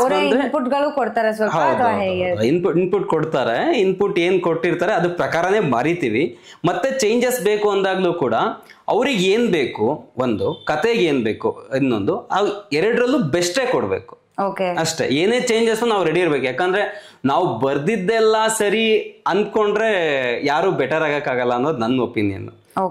ಸೊ ಎಷ್ಟೇ ನಾವು ಬರೋದ್ರು, ನಮಗೆ ಎಷ್ಟೇ ಚೆನ್ನಾಗಿದೆ ಅನ್ಸಿದ್ರು, ಅದು ಡೈರೆಕ್ಟರ್ಗೆ ಅಥವಾ ಟೀಮ್ಗೆ ಸ್ಯಾಟಿಸ್ಫೈ ಆಗಿಲ್ಲ ಅಂದ್ರೆ ನಾವು ಅದನ್ನ ಚೇಂಜ್ ಮಾಡ್ಬೇಕು. ಚೇಂಜ್ ಮಾಡಿದ್ದು ಕೂಡ ಬೆಸ್ಟೇ ಕೊಡ್ಬೇಕು. ಸೊ ಯಾವ ನಿರ್ದೇಶಕರ ಜೊತೆ ಕೆಲಸ ಮಾಡ್ಬೇಕು ಅಂತ ಆಸೆ ಇದೆ? ಇಲ್ಲ, ಎಲ್ಲಾ ನಿರ್ದೇಶಕರ ಕೆಲಸ ಯಾರೆಲ್ಲ ಕೊಡ್ತಾರೆ, ಇಲ್ಲಿ ಯಾವ ಭೇದ ಭಾವನೂ ಇಲ್ಲ. ಒಳ್ಳೆ ಸಿನಿಮಾ ಮಾಡ್ಬೇಕು, ಒಳ್ಳೊಳ್ಳೆ ನಿರ್ದೇಶಕರ ಜೊತೆ ಕೆಲಸ ಮಾಡ್ಬೇಕು ಅಂತ ಆಸೆ. ಈಗ ಒಬ್ರ ಹೆಸರು ಹೇಳಿದ್ರೆ ಇನ್ನೊಬ್ರ ಹೆಸರು ಇವ್ರ ಜೊತೆ ಮಾಡಕ್ ಇಷ್ಟ ಇಲ್ಲ ಅಂತ ಆಗತ್ತೆ. ಒಳ್ಳೊಳ್ಳೆ ನಿರ್ದೇಶಕರು ಯಾರಿದ್ದಾರೆ ನಮ್ಮ ಇಂಡಸ್ಟ್ರಿಯಲ್ಲಿ ಅವ್ರ ಎಲ್ಲರ ಜೊತೆ ಕೆಲಸ ಮಾಡ್ಬೇಕು, ಮತ್ತೆ ಅವ್ರೆಲ್ಲರಿಗೂ ಇಷ್ಟವಾಗಂತ ಕೆಲಸ ಮಾಡ್ಬೇಕು, ಅದಷ್ಟೇ ಆಸೆ. ಯಾರು ನನಗೆ ಸಿನಿಮಾ ಕೊಡ್ತಾರೋ ಅವರೆಲ್ಲರೂ ನನ್ನ ನಿರ್ದೇಶಕರು, ಒಳ್ಳೆ ನಿರ್ದೇಶಕರು ಅಷ್ಟೇ. ಯಾರು ನನಗೆ ಕೆಲಸ ಕೊಡ್ತಾರೆ ಅವ್ರ ಜೊತೆ ಕೆಲಸ ಮಾಡೋದಕ್ಕೆ ಇಷ್ಟ ಆಗುತ್ತೆ. ಸೇಫ್ ಆನ್ಸರ್ ಇದು. ನೀವು ಯಾವ್ದಾದ್ರು ಕಥೆನ ಬರಿಬೇಕಾದ್ರೆ ಈಗ ಕನ್ನಡ ಪ್ರೇಕ್ಷಕರ ಮನಸ್ಥಿತಿ ಅಂತ ಒಂದಿರುತ್ತೆ. ಅಂದ್ರೆ ನಾವು ಬೇರೆ ಬೇರೆ ಭಾಷೆಗಳು ಅಥವಾ ಬೇರೆ ಬೇರೆ ಪ್ರಾಂತ್ಯಕ್ಕೆ ಹೋದಂಗೆ ಚೇಂಜ್ ಆಗ್ತಾ ಇರುತ್ತೆ ಎಲ್ರದ್ದು ಮನಸ್ಥಿತಿಗಳು. ಸೊ ಕನ್ನಡ ಪ್ರೇಕ್ಷಕರ ಮನಸ್ಥಿತಿನ ಗಮನದಲ್ಲಿ ಇಟ್ಕೊಳ್ತೀರಾ ಅಥವಾ ಹೇಗೆ ಅರ್ಥ ಮಾಡ್ಕೊಳ್ತೀರಾ ಅಂತ? ಇದಕ್ಕೆ ಇಷ್ಟು ಡೈರೆಕ್ಟ್ ಕ್ವಶನ್ಗೆ ಉತ್ತರ ಇಲ್ಲ. ಬಟ್ ಏನಂದ್ರೆ ನಾ ಇನ್ಸ್ಟಿಂಕ್ಟ್ ಅಂತ ಅನ್ಕೊಳ್ತೀನಿ. ಅಂದ್ರೆ ಅದನ್ನ ಡೆವಲಪ್ ಮಾಡೋದಕ್ಕೆ ಯಾವ ಸಿನಿಮಾ ವರ್ಕ್ ಆಗ್ತಿದೆ, ಬಟ್ ಜನ ಯಾವ ತರ ಸಿನಿಮಾ ಇಷ್ಟ ಪಡ್ತಿದ್ದಾರೆ, ಓಕೆ ಯಾವ ತರದ್ದು ಡೈಲಾಗ್ಸ್, ಈಗ ನಾನು ಡೈಲಾಗ್ಸ್ ಬರೀತಿದ್ದಾಗ ಇದು ಯಾವ ತರದ ಡೈಲಾಗ್ಸ್ ನ ಜನ ಇಷ್ಟ ಪಡ್ತಿದ್ದಾರೆ ಅನ್ನೋದನ್ನ ನಾನು ನೋಡ್ಕೊಳ್ತಾ ಇರ್ತೀನಿ. ಅದನ್ನ ಇನ್ಸ್ಟಿಂಕ್ಟ್ ಅಂತ. ಈಗ ಬರದ ತಕ್ಷಣ ಇದು ಓಕೆ ಚೆನ್ನಾಗಿದೆ ಅಂತ ಅನ್ಸುತ್ತೆ ಅಷ್ಟೇ. ಅದಕ್ಕೆ ಬೇರೆ ಇನ್ನೇನ್ ಮಾನದಂಡ ಇಲ್ಲ. ಈಗ ನಾವು ಒಂದ್ ಡೈಲಾಗ್ ಬರ್ದಾಗ ಇದು ಚೆನ್ನಾಗಿದೆ ಆ ಫೀಲ್ ಬರುತ್ತೆ. ಆದ್ರೆ ಆ ಚೆನ್ನಾಗಿ ಮಾಡೋದಕ್ಕೆ ಏನ್ ಮಾಡ್ಬೇಕು, ಅದಕ್ಕೆ ಇನ್ಫಾರ್ಮೇಶನ್ ತಗೊಳ್ಬೇಕು, ಅದಕ್ಕೆ ನಾವು ಏನು ಸ್ಟಡಿ ಮಾಡ್ಬೇಕು, ಓದ್ಕೊಳ್ಬೇಕು, ಸರೌಂಡಿಂಗ್ ಏನ್ ನಡೀತಿದೆ, ಯಾವ ಸಿನಿಮಾ ವರ್ಕ್ ಆಗ್ತಿದೆ ಅದನ್ನ ನೋಡ್ಕೊಳ್ತಾ ಇರ್ಬೇಕು. ಸೊ ಪ್ರೇಕ್ಷಕರು ಯಾವ್ದನ್ನ ಮೆಚ್ಕೊಳ್ತಾ ಇದ್ದಾರೆ ಅನ್ನೋದನ್ನ ತಿಳ್ಕೊಳ್ಳೋದೇ ಪ್ರೇಕ್ಷಕರ ಮನಸ್ಥಿತಿನ ಅರ್ಥ ಮಾಡ್ಕೊಳ್ಳೋದು. ಸೊ ಇದು ನಾನು ಅರ್ಥ ಮಾಡ್ಕೊಂಡಿದ್ದೀನಿ. ಇದೇ ತರ ಕೆಲಸ ಮಾಡ್ಬೇಕು ಅಂತ ನಾನು ಅನ್ಕೊಂಡಿದ್ದೀನಿ. ಸೊ ನಾನು ಇವಾಗ ನೋಡಿರೋ ಮಟ್ಟಿಗೆ ನೀವು ಆಲ್ಮೋಸ್ಟ್ ಇವಾಗ ಸಿಟಿ ಲೈಫಲ್ಲಿ ಹೆಂಗಿರ್ತಾರೆ ಜನ, ಅದಕ್ಕೆ ತಕ್ಕನಂಗೂ ಒಂದಷ್ಟು ಡೈಲಾಗ್ಸ್ಗಳನ್ನ ಬರ್ದಿದ್ದೀರಾ, ನಾನೇ ಕೇಳಿದ್ದೀನಿ ಅದಷ್ಟು. ಇನ್ನು ಹಳ್ಳಿ ಲೆವೆಲ್ಗೆ ಒಂದಷ್ಟು ಡೈಲಾಗ್ಸ್ ಬರುತ್ತೆ. ಅಂದರೆ ಈವನ್ ಭಾಷೆ ವಿಚಾರದಲ್ಲಾಗಿರಬಹುದು, ಅದು ಮಾತಾಡೋ ಪ್ರೊನೌನ್ಸಿಯೇಷನ್ ಆಗಿರ್ಬೋದು, ಅಥವಾ ಹಳ್ಳಿ ಕಡೆ ಇರೋ ಎಕ್ಸಾಕ್ಟ್ಲಿ ಸೊಗಡು ಹೆಂಗಿರುತ್ತೆ ಅದನ್ನು ತುಂಬ ಸ್ಟೋರೀಸಲ್ಲಿ ಕ್ಯಾರಿ ಮಾಡಿದ್ದೀರಾ, ನಾನು ಓದಿದ್ದೀನಿ ಅದನ್ನೆಲ್ಲ. ಸೊ ಬೇಸಿಕಲಿ ಈಗ ನೀವು ಮೂಲತಃ ಎಲ್ಲಿಯವರು, ಏನು ಕತೆ, ಯಾವ ಊರು ನಿಮ್ಮದು? ನಮ್ದು ಬೆಂಗಳೂರಲ್ಲಿ ದೇವನಹಳ್ಳಿ ಹತ್ರ ಬಿದ್ಲೂರ್ ಅಂತ ಒಂದು ಊರು ಬರುತ್ತೆ. ಸೊ ನಮ್ಗೆ ಏನ್ ಅಡ್ವಾಂಟೇಜ್ ಅಂದ್ರೆ ನಮ್ಮೂರಿಗೆ ಹೋದ್ರೆ ಅದು ಹಳ್ಳಿನೇ, ನಮ್ಮೂರಿಂದ ಈ ಕಡೆ ಬರ್ತಾ ಸಿಟಿ ಆಗ್ಬಿಡುತ್ತೆ. ಸೊ ನಾವು ಮೊದ್ಲಿಂದನೂ ಹಳ್ಳಿ ಲೈಫ್ ಅನ್ನು ನೋಡಿ, ಸಿಟಿ ಲೈಫ್ ಅನ್ನು ನೋಡಿ, ಎಲ್ಲಾ ತರದ ಜೀವನ ನೋಡಿರೋದ್ರಿಂದ ನನಗೆ ಇದನ್ನ ಎಲ್ಲಾ ತರದ ಕ್ಯಾರೆಕ್ಟರ್ಗಳನ್ನ ಬರೆಯೋದಕ್ಕೆ ಈಸಿ ಆಗತ್ತೆ. ಈಗ ಆಲ್ರೆಡಿ 3 ಸಿನಿಮಾಗಳಿಗೆ ನೀವು ಆಲ್ರೆಡಿ ವರ್ಕ್ ಮಾಡ್ತಿದ್ದೀರಾ ಅಂತ ಕೇಳ್ಪಟ್ಟೆ. Congratulations for that. Thank you. And ನೀವು ಯಾವಾಗ ಒಂದ್ ಸಿನಿಮಾ ಮೊದಲನೇ ಹೆಜ್ಜೆ ಅಂತ ಅದ್ರಲ್ಲೇ ಒಂದ್ ಸ್ವಲ್ಪ ಭಾವನಾತ್ಮಕ ಆಗಿದ್ರಿ, ಅಷ್ಟೊತ್ತಿಗೆ ಆಲ್ರೆಡಿ 3 ಪ್ರಾಜೆಕ್ಟ್ ಕನ್ಫರ್ಮ್ ಆಗಿದೆ. So it's A good great start ಅಂತ ಹೇಳ್ಬೋದು. ಸೊ ಹೊಸಬ್ರಿಗೆ, ಹೊಸದಾಗಿ ರೈಟಿಂಗ್ಗೆ ಅಂತ ಬರೋರಿಗೆ ಏನ್ ಅಡ್ವೈಸ್ ಕೊಡಕ್ ಇಷ್ಟಪಡ್ತೀರಾ? ಹೊಸದಾಗಿ ನಾನೇ ಹೊಸಬ. ಈಗ ನಾನೇನಾರು ಹೇಳಿದ್ರೆ ಹೆಂಗಿರುತ್ತೆ ಅಂದ್ರೆ UKG ಸ್ಟೂಡೆಂಟ್ LKG ಮಕ್ಕಳಿಗೆ ಪಾಠ ಮಾಡ್ದಂಗಿರುತ್ತೆ. ಇದ್ರಲ್ಲೇ ಗೊತ್ತಾಯ್ತಾ ಎಷ್ಟು ಒಳ್ಳೆ ರೈಟರ್ ಅಂತ. ಈಗ ಆಲ್ರೆಡಿ ಮಾಡಿರೋ 2 ಮೂವೀಸ್ ಬಂದು, ಒಂದು ರೋಮ್ ಕಾಮ್, ಇನ್ನೊಂದು ಬಂದು ಕ್ರೈಮ್ ಥ್ರಿಲ್ಲರ್. ಸೊ ನೆಕ್ಸ್ಟ್ ಯಾವ ಜಾನರ್ ಮಾಡ್ಬೇಕಂತ ಆಸೆ ಇದೆ? ಇಲ್ಲ, ನನ್ಗೆ ಪರ್ಟಿಕ್ಯುಲರ್ ಜಾನರ್ ಅಂತ ಏನಿಲ್ಲ. ಅದು ಬಟ್ ಆದ್ರೆ ಒಂದು ಇದೆ ಏನಂತ ಹೇಳಿದ್ರೆ ಕತೆ ಕೇಳಿದಾಗ ನಾನ್ ಆಗ್ಲೇ ಹೇಳಿದಂಗೆ ಇನ್ಸ್ಟಿಂಕ್ಟ್ ಅಂತ ನನಗೆ ಅನ್ಸಿದ್ರೆ ಯಾಕೆ ಇದಕ್ ನಾನ್ ಮಾಡಬಲ್ಲೆ ಅಂತ. ಈಗ ನಾ ಒಂದು ಕತೆಗೆ ನಾನ್ ನ್ಯಾಯ ಸಲ್ಲಿಸಬಲ್ಲೆ ಅಂತ ಅನ್ಸಿದ್ರೆ ನಾನು ಎಲ್ಲಾ ಜನರನ್ನು ವರ್ಕ್ ಮಾಡಕ್ ಇಷ್ಟಪಡ್ತೀನಿ. ಆ ಕತೆ ಕೇಳಿದಾಗ ಪರ್ಟಿಕ್ಯುಲರ್ ಒಂದು ಕತೆ ಕೇಳಿದಾಗ ನನಗೆ ಈ ಕತೆಗೆ ನನ್ನ ಕೈಲಿ ನ್ಯಾಯ ಒದಗಿಸಕ್ಕಾಗತ್ತೆ ಅಂತ. ಓಕೆ, ಯೂಶಲಿ ಒಂದ್ ಮಾತಿದೆ, ರೈಟಿಂಗ್ ಬರಹನೇ ಸಿನಿಮಾದ ಹೃದಯ ಅನ್ನೋ ತರ. ಆಕ್ಚುಲಿ ನಿಜ ಕೂಡ, ಬಟ್ ಅದ್ರ ಬಗ್ಗೆ ನಿಮ್ಮ ಅಭಿಪ್ರಾಯ ಏನು? ಫೌಂಡೇಶನ್ ಅದು. ಎಕ್ಸಾಕ್ಟ್ಲಿ. ಅದು ನಾವು ರೈಟಿಂಗ್ ಅಲ್ಲಿ ಏನ್ ಬರಿತೀವಿ ಅದು ಬರೀ ಡೈಲಾಗ್ ಅಂತಾನೆ ಅಲ್ಲ, ಕಥೆಯಿಂದನೇ ಶುರು ಆಗುತ್ತೆ. ಕತೆ, ಚಿತ್ರಕಥೆ, ಸಂಭಾಷಣೆ, ಈ ಮೂರು ಏನಿದೆ ಅದು ಸೆಟ್ ಆಗ್ಬೇಕು. ಆಮೇಲೆ ಬೌಂಡ್ ಸ್ಕ್ರಿಪ್ಟ್ ಅಂತ ನಮ್ಮಲ್ಲಿ ಹೇಳ್ತೀವಿ. ಆ ಬೌಂಡ್ ಸ್ಕ್ರಿಪ್ಟ್ ಅಲ್ಲಿ ಲೂಪ್ ಹೋಲ್ಸ್ ಇಲ್ಲದೆ ನಮ್ಮ ಕಣ್ತಪ್ಪಿ ಏನೇ ವ್ಯತ್ಯಾಸ ಆದ್ರೂ ಕೂಡ ನಮಗೆ ಗೊತ್ತಿರೋ ಹಾಗೇನೆ ಆದಷ್ಟು ಲೂಪ್ ಹೋಲ್ಸ್ ಇಲ್ಲದೆ ಇರುವಂತ ಒಂದು ಒಳ್ಳೆ ಸ್ಕ್ರಿಪ್ಟ್ ನಾವು ರೆಡಿ ಮಾಡ್ಕೊಂಡ್ರೆ ಅದು ನಾವು ಗೆದ್ದ ಹಾಗೆ. ಅಲ್ಲಿ ಅದನ್ನ ಎಕ್ಸಿಕ್ಯೂಟ್ ಮಾಡೋದು ಡೈರೆಕ್ಟರ್ ಮೇಲೆ ಇರುತ್ತೆ. ಸೊ ಅಲ್ಲಿ ತಪ್ಪಿತ್ತು ಅಂತ ಹೇಳಿದ್ರೆ ಸ್ಕ್ರಿಪ್ಟ್ ಅಲ್ಲೇ ನಿಮ್ಗೆ ಏನೋ ಕೊರತೆ ಕಾಣಿಸ್ತಿದೆ ಅಂದ್ರೆ ನೀವು ಮೇಕಿಂಗ್ ಅಲ್ಲಿ ಅದನ್ನ ಏನು ಮೇಕಪ್ ಮಾಡಲ್ಲ ಇಲ್ಲ. ಇಲ್ಲೇ ತಪ್ಪಿತ್ತು ಅಂದ್ರೆ ನೀವು ಫೌಂಡೇಶನ್ ರಾಂಗ್ ಇದ್ರೆ ನೀವು ಹೆಂಗ್ ಕಟ್ತೀರಾ ಮನೇನ? ಸೊ ಅದರಿಂದ ಸ್ಕ್ರಿಪ್ಟೇ ಫೌಂಡೇಶನ್. ಅಲ್ಲಿ ರೈಟಿಂಗೇ ತುಂಬಾ ಇಂಪಾರ್ಟೆಂಟು. ರೈಟಿಂಗ್ ಇಂದಾನೇ ಸಿನಿಮಾ ಆಗೋದು ಅಂತ ನಾನು ಸ್ಟ್ರಾಂಗ್ ಆಗಿ ನಂಬ್ತೀನಿ. ನಟ ನಟಿಯರು ನಿಮ್ಮ ಸಿನಿಮಾದಲ್ಲಿ ಫುಲ್ ಮಿಲ್ಸ್ ಅಲ್ಲಿ ಅವರು ನೀವು ಬರ್ದಿರೋ ಡೈಲಾಗ್ಗಳನ್ನ ಹೇಳ್ಬೇಕಾದಾಗ ನೀವು ನೋಡಿದಾಗ, ಕೇಳಿಸ್ಕೊಂಡಾಗ ಅಥವಾ ಪೋಸ್ಟ್ ಪ್ರೊಡಕ್ಷನ್ ಅಲ್ಲಿ ನೋಡಿದಾಗ ಏನ್ ಅನಿಸ್ತು ನಿಮಗೆ ಫೀಲ್? ತುಂಬಾ ಖುಷಿ ಆಯ್ತು. ಅಂದ್ರೆ ನಾವು ತುಂಬಾ ವರ್ಷದಿಂದ ಪ್ರಯತ್ನ ಪಡ್ತಿರ್ತೀವಿ. ಅದು ಒಂದು ಆರ್ಟಿಸ್ಟ್ ಅದನ್ನ ಮಾತಾಡಿದಾಗ, ಎಸ್ಪೆಷಲಿ ಈಗ ನಮ್ಮ ಸಿನಿಮಾದಲ್ಲಿ ಲಿಖಿತ್ ಸರ್ ಹೀರೋ, ಖುಷಿ ರವಿ, ತೇಜಸ್ವಿ ಶರ್ಮಾ ಹೀರೋಯಿನ್ಸು, ರಂಗಾಯಣ ರಘು ಸರ್ ಕೂಡ ಇದ್ದಾರೆ. ಸೊ ನಾವೊಂದು ಸೀನ್ ಇಮ್ಯಾಜಿನ್ ಮಾಡಿ ಬರ್ದಿರ್ತೀವಿ. ಅದರಲ್ಲೂ especially Rangayana sir, Raghu sir ಕೆಲವು ಸೀನ್ನ ನಾವು ಏನೋ ಒಂದು ಇಮ್ಯಾಜಿನೇಷನ್ ಮಾಡಿ ಬರ್ದಿರ್ತೀವಿ. ಅದು ಫೈನಲಿ ಎಲ್ಲ ಆಗ್ದಾಗ ಅದನ್ನ ನಾವು ನೋಡಿದಾಗ ಎಷ್ಟು ಖುಷಿ ಆಗುತ್ತೆ ಅಂದ್ರೆ ನಮ್ಗೆ ಏನ್ ಫೀಲ್ ಆಗುತ್ತೆ ಅಂದ್ರೆ ಓಕೆ ಇವ್ರು ಮಾಡಿರೋದಕ್ಕೆ ಇದು ಇಷ್ಟು ಚೆನ್ನಾಗಿ ಕಾಣಿಸ್ತಿದೆ ಅಂತ. ಒಂದು ಕ್ಷಣಕ್ಕೆ ಅದು ನಾವು ಬರ್ದಿರೋದಕ್ಕೆ ಹಿಂಗಿದೆ ಅನ್ನೋದು ಮರ್ತೋಗ್ಬಿಡುತ್ತೆ ನಮ್ಗೆ. ಅವರ ಆಕ್ಟಿಂಗ್ ಆಗ್ಲಿ, ಅವ್ರ ಡೈಲಾಗ್ ಡೆಲಿವರಿ ಆಗ್ಲಿ, ಆ ಪಾತ್ರ ಅವ್ರು ಎಷ್ಟು ಚೆನ್ನಾಗಿ ಮಾಡಿರ್ತಾರೆ ಅಂದ್ರೆ ಓ ಇದು ಇವ್ರು ಮಾಡೋದಕ್ಕೆ ಚೆನ್ನಾಗಿದೆ ಅನ್ನೋ ಫೀಲ್ ಬರುತ್ತೆ. ಸೊ ಅದು ಒಂಥರ ಎಮೋಷನಲ್ ಮೂಮೆಂಟ್ ನಮ್ಗೆ. ಫಸ್ಟ್ ಟೈಮ್ ನಾನ್ ಬರ್ದಿರೋ ಫಸ್ಟ್ ಟೈಮ್ ಸಿನಿಮಾ ಆಗ್ತಿದೆ, ಅದು ಆರ್ಟಿಸ್ಟ್ ಅದನ್ನ ಮಾತಾಡ್ತಿದ್ದಾರೆ ಅಂದಾಗ ತುಂಬಾ ಖುಷಿ ಆಗತ್ತೆ. ತುಂಬಾ ಅದಂತ ಎಮೋಷನಲ್ ಮೂಮೆಂಟ್, ಎಕ್ಸ್ಪ್ಲೇನ್ ಮಾಡೋದಕ್ಕಾಗಲ್ಲ. Okay, full meals rom com and Sindhuri ಬರ್ದಿದ್ದೀರಾ, ಈಗ ಆಲ್ರೆಡಿ ಶೂಟಿಂಗ್ ಹಂತದಲ್ಲಿದೆ. ಅದು ಬಂದು ಕ್ರೈಮ್ ಥ್ರಿಲ್ಲರ್. ಸೊ ಈ ಎರಡು ಕಥೆಗಳಿಗೆ ಸಂಭಾಷಣೆ ಬರ್ದಿದ್ದು ಹೇಗೆ ಅನಿಸ್ತು? ಎಕ್ಸ್ಪೀರಿಯನ್ಸ್ ಎಲ್ಲ ಹೇಗಿತ್ತು, ಏನ್ ಕತೆ?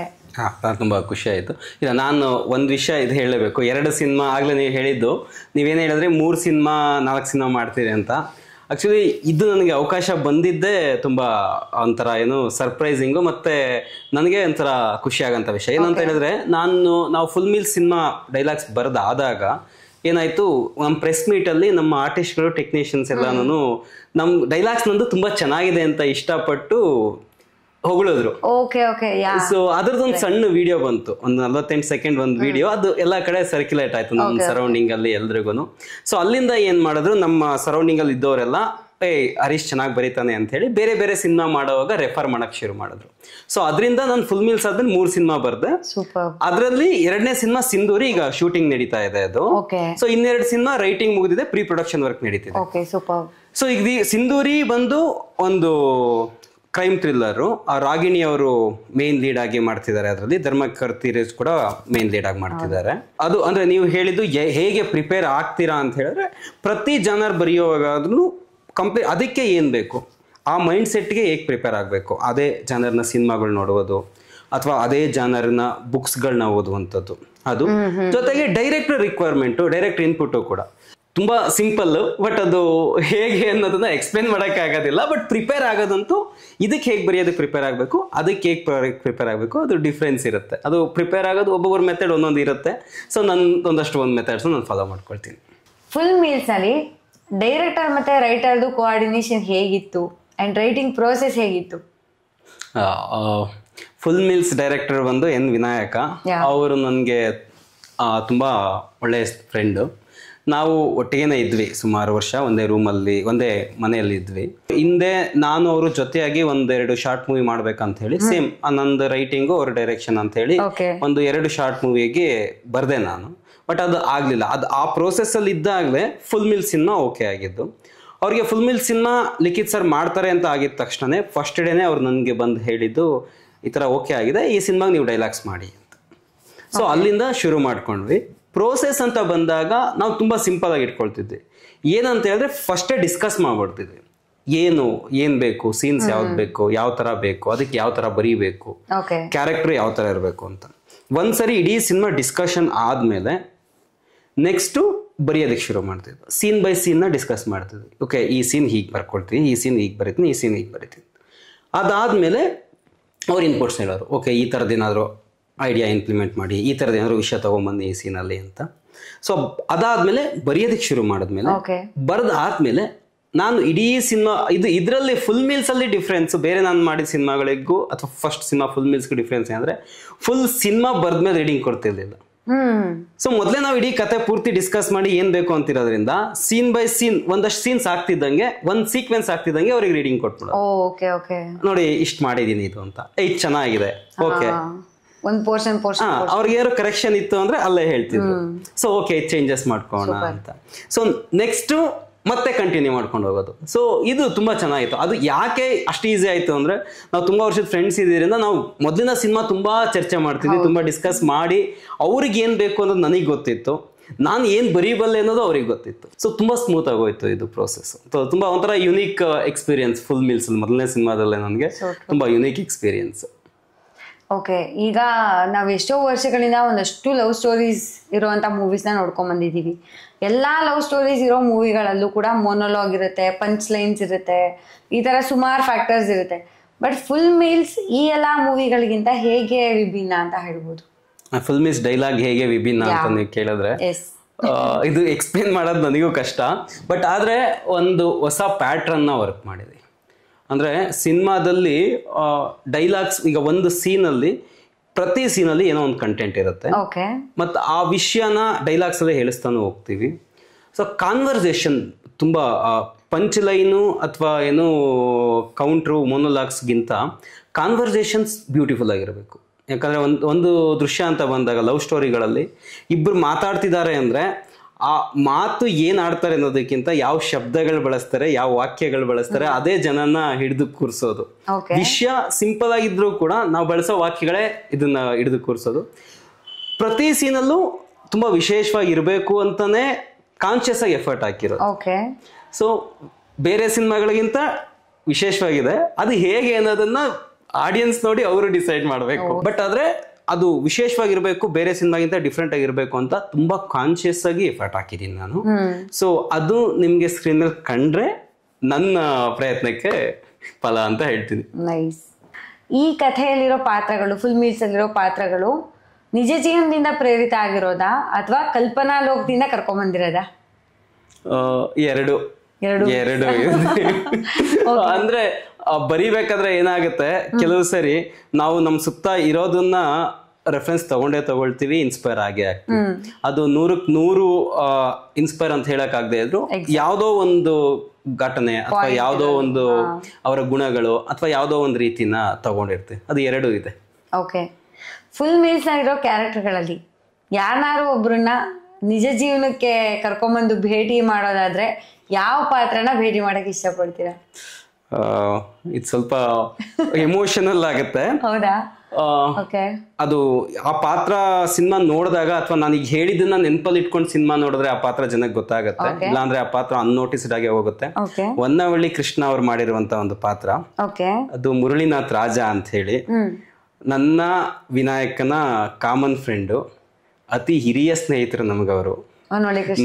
ಅಲ್ಲ ಮುರಳೀನಾಥ್ ರಾಜ ಅನ್ನುವಂತ ಕ್ಯಾರೆಕ್ಟರ್ ಏನಿದೆ, ಆ ಕ್ಯಾರೆಕ್ಟರ್ ನನಗೆ ಮತ್ತೆ ನಾನು ವಿನಾಯಕ್ ಭೇಟಿ ಆಗೋದಕ್ಕೆ ಕಾರಣವಾದಂತ ಕ್ಯಾರೆಕ್ಟರ್. ಅವರಿಗೆ ಟ್ರಿಬ್ಯೂಟ್ ಅನ್ನೋ ಕಾರಣಕ್ಕೆ ನಾವು ಆ ಪಾತ್ರಕ್ಕೆ ಹೆಸರು ಕೊಟ್ಟಿದ್ದೀವಿ. ಅವ್ರಿಗಿಲ್ಲ, ತೀರ್ಕೊಂಡ್ರು. ನಾವು ಅವ್ರ ಪರಿಚಯ ಆದಾಗ ಅವರಿಗೆ 69 ವರ್ಷ. ಸೊ ಅಷ್ಟು ಹಿರಿಯವರು. ಅವ್ರಿಗೆ ಸಿನಿಮಾ ಮಾಡ್ಬೇಕಂತ ತುಂಬಾ ಆಸೆ ಇತ್ತು, ಒಂದು ಸಿನಿಮಾ ಡೈರೆಕ್ಷನ್ ಮಾಡಕ್ ಪ್ರಯತ್ನ ಪಟ್ರು, ಆದ್ರೆ ಆಗ್ಲಿಲ್ಲ.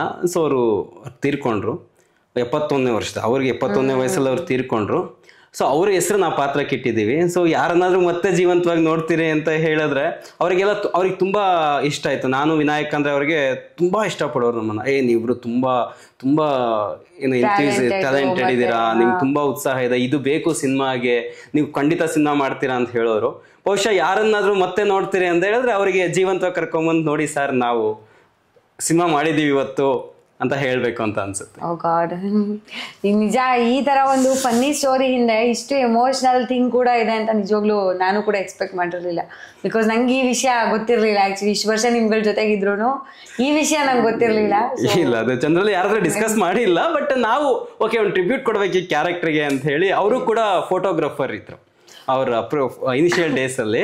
ಅದಕ್ಕೆ ಈ ವನವಳ್ಳಿ ಕೃಷ್ಣ ಕ್ಯಾರೆಕ್ಟರ್ ಕೂಡ ನಮ್ಮ ಸಿನಿಮಾದಲ್ಲಿ ಫೋಟೋಗ್ರಾಫರ್ ಕ್ಯಾರೆಕ್ಟರ್ ಹೆಚ್ಚು ಕಮ್ಮಿ ಅವ್ರ ಏಜ್ ಅನ್ನ ರಿಸೆಂಬಲ್ ಮಾಡೋ ತರನೇ ಇರುತ್ತೆ.